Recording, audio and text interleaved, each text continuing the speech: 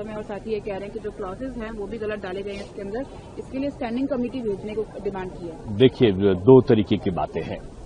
Opposition को ये पच नहीं रहा है कि इसमें इसका हिंदी में नाम क्यों आ गया। गारंटी फॉर रोजगार एंड आजीविका मिशन है, इसमें अंग्रेजी भी है, हिंदी भी है भाई। लेकिन इनको सबसे बड़ी चीज है जो कह नहीं पा रहे हैं कि ये बीबीजी राम जी, अगर अंग्रेजी में मिलाकर बोलोगे उसमें राम आ रहा है। इनकी असली धड़ा तो राम जी से है, जिनका अस्तित्व तो कांग्रेस मानती नहीं थी। कि कांग्रेस ने तो राम सेतु बंधु रामेश्वरम के बारे में ही लिख दिया था, अस्तित्व नहीं। राम मंदिर के बारे में, जन्म स्थान के बारे में कह दिया था कि कोई प्रमाण नहीं।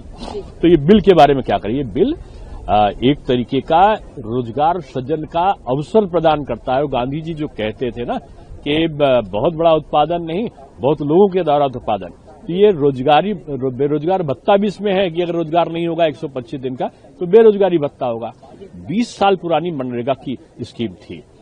अब उसमें गरीबी का जो स्तर था उसके परिवर्तन आया है। बहुत लोग गरीबी की रेखा के बाहर भी आए हैं। तो ये प्रयास है कि अब वो गरीबी शब्द की जगह अब लोगों का जीवन स्तर उठे।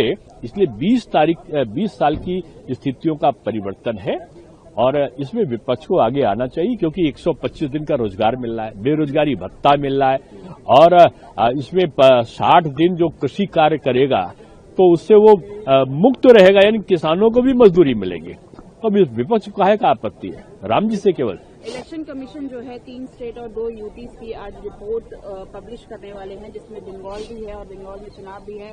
बंगाल का एक बहुत बड़ा इश्यू रहा था इन्फिल्ट्रेशन, इसको आप कैसे देखते हैं? देखिए, बंगाल के समस्या ही उनकी सोच है। वो भारत के मतदाताओं से चुनाव नहीं कराना चाहते।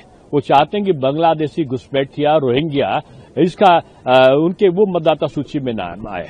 ममता जी को तो याद करना चाहिए ना वो दिन जब उन्होंने फाड़ा था बिल और घुसपैठियों के खिलाफ मनमोहन जी की सरकार थी, उन्होंने पर्चे लुटाए थे बिल के सामने जाके कि ये रोहिंग्या को रोको, बांग्लादेशी को रोको। आज कहती इनको रोहिंग्या को, बांग्लादेशी को वो रह रहे, इनको मतदाता बनाओ। नहीं हो सकता। इस देश में जो सच्चा रहने वाला वास्तविक भारतीय है, वो हिंदू है या मुसलमान है, इससे अंतर नहीं है। अगर भारतीय है तो मतदाता बनेगा।